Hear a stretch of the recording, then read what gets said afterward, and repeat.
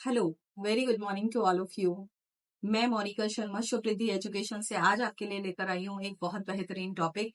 काफी दिनों से हमारी डिमांड आ रही थी कि मैम रिज एनालिसिस क्या होता है, डीएमआईटी क्या होता है। जैसे हम स्कूल्स में जाते हैं तो बहुत सारे कॉलेज के स्कूल के जो प्रिंसिपल्स होते हैं, अभी भी हमारे एरिया में अवेयरनेस की कमी है, जिस वजह से लोग आज भी डीएमआईटी रिज एनालिसिस जैसी चीजों के बारे में नहीं जानते।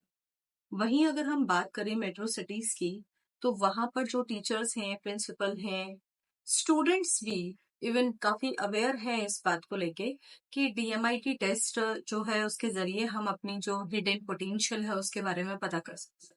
देखिए, बेसिकली अगर मैं पूरे प्रोसेसर की बात करूं तो सबसे पहले मैं आपको बताना चाहूंगी डीएमआईटी, जिसकी फुल फॉर्म होती है डर्मेटोग्लिप्स मल्टीपल इंटेलिजेंस टेस्ट। ये होता क्या है? आपने देखा होगा हमारे हाथ में फिंगरप्रिंट्स होते हैं। ये हर इंसान के अलग अलग होते हैं फिंगरप्रिंट्स, और लाइफ टाइम में फिंगरप्रिंट्स कभी चेंज नहीं होते। ठीक है। इन फिंगरप्रिंट्स का डायरेक्ट कनेक्शन जो होता है वो हमारे ब्रेन से होता है। जैसे आपने देखा होगा कि अगर कोई इंसान पैरालाइज्ड हो जाता है तो उसका जो ट्रीटमेंट किया जाता है वो ब्रेन की अपोजिट साइड से किया जाता है। सपोज अगर किसी के राइट बॉडी अगर किसी के पैरालाइज्ड हो गई है तो लेफ्ट से ट्रीट किया जाता है, यानी कि लेफ्ट ब्रेन जो है वो कनेक्ट होता है हमारे राइट बॉडी से, एंड राइट ब्रेन कनेक्ट होता है लेफ्ट वाले पार्ट से।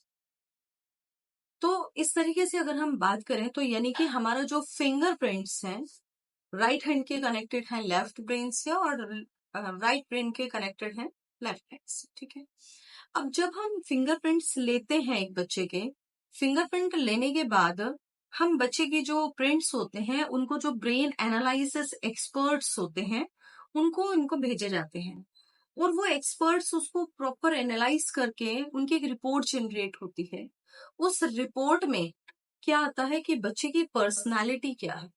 पर्सनालिटी आज की तारीख में बहुत जरूरी है जानना, क्योंकि कुछ बच्चे जो होते हैं वो बहुत जल्दी एग्रेसिव हो जाते हैं, गुस्सा ज्यादा करते हैं, घर में बड़ों की बात नहीं मानते हैं, टाइम पे पढ़ते नहीं हैं, अच्छा खाते नहीं हैं, प्रोसेस फूड ज्यादा खाते हैं।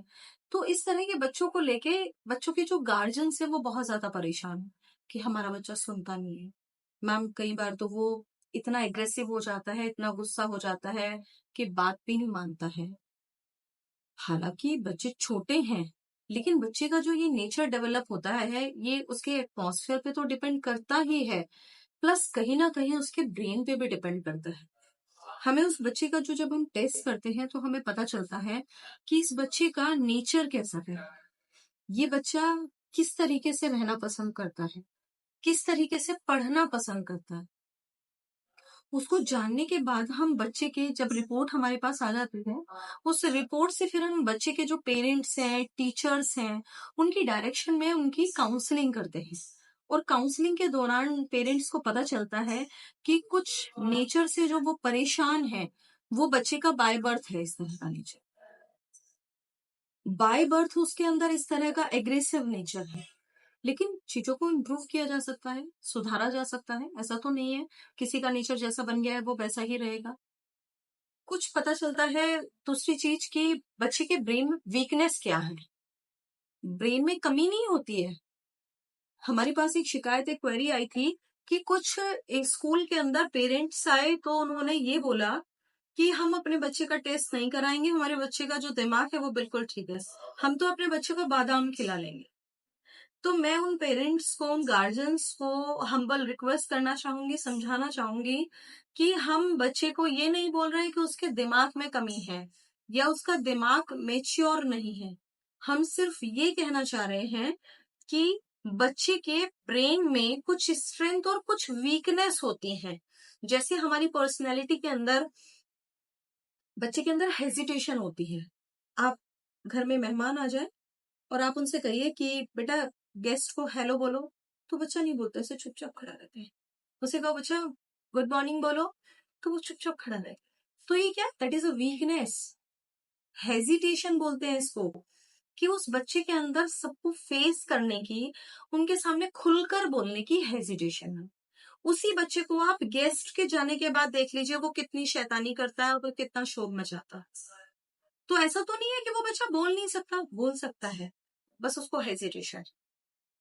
उसके अलावा आपने देखा होगा कि बच्चे को जैसे स्कूल के अंदर एनुअल फंक्शन होते हैं और फंक्शन में पार्टिसिपेट करते हुए किसी बच्चे को स्टेज पर बोलने के लिए बोल दो कि बेटा आपको जो है आज एक स्पीच देनी है, तो कहेगा नहीं नहीं नहीं नहीं मैम मेरे को नहीं देनी है, ये अच्छा बोलता है इसको दे दो। आपको क्यों नहीं देनी है? आप भी तो बोल सकते हो अच्छा, आपके अंदर कोई प्रॉब्लम थोड़ी है।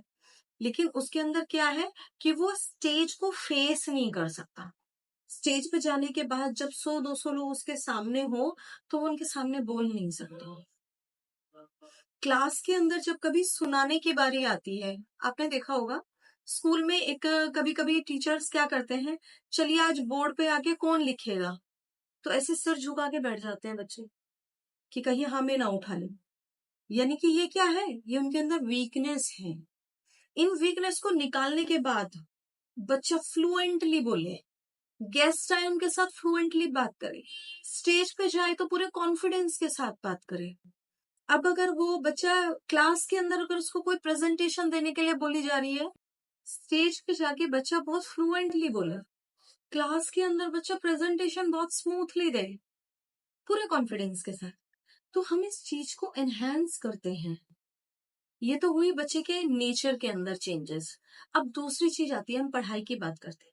अल्टीमेटली आप सभी अपने बच्चों को पढ़ने के लिए स्कूल भेजते हैं, आप ये चाहते हैं मेरा बच्चा भी 80% का स्कोर करे, 90% का स्कोर करे। स्कूल के अंदर अगर कोई बच्चा 98 99% करता है तो टॉपर कहलाता है। जबकि मैं कहती हूँ कि हर बच्चा टॉपर है, हर बच्चे के अंदर टैलेंट है। फर्क इतना है कि उसके अंदर जो टैलेंट है, जो पोटेंशियल है, जिसको किसी ने कभी उभारा नहीं है, उसको सिर्फ उभारने की जरूरत है। यानी आप उसकी छुपी हुई प्रतिभा को अगर निखारेंगे तो वो बच्चा बहुत शाइन करेगा, निखर के सामने आएगा। उस बच्चे के मार्क्स भी बढ़ेंगे, बच्चे का एक्स्ट्रा करिकुलर एक्टिविटीज में वो पार्टिसिपेट भी करेगा और रिजल्ट भी अच्छा हुआ, रिजल्ट बहुत इम्प्रूव हुआ। तो हमारे इस टेस्ट के जरिए मैं लास्ट में सभी पेरेंट्स को, सभी गार्जियंस को ये मैसेज देना चाहूंगी कि आप सभी अवेयर होइए डीएमआईटी के टेस्ट के प्रति, रेज एनालिसिस के प्रति, क्योंकि आप सभी के बच्चों को जो स्कूल में जाते हैं, एटलीस्ट जो कम से कम 12th तक के स्टूडेंट हैं, उन सबके लिए बहुत जरूरी है ये टेस्ट। टेस्ट कराने के बाद आप अपने बच्चे के प्लस पॉइंट, नेगेटिव पॉइंट सब जान पाएंगे, प्लस आपके बच्चे का जो हिडन टैलेंट है उस टैलेंट को निखार पाएंगे, और आपका बच्चा भी शाइन कर पाएगा और आपका बच्चा भी टॉपर बन पाएगा। आज के लिए इतना ही, बाकी नेक्स्ट वीडियो में फिर बात करेंगे, फिर मिलेंगे बहुत जल्दी। Thank you very much.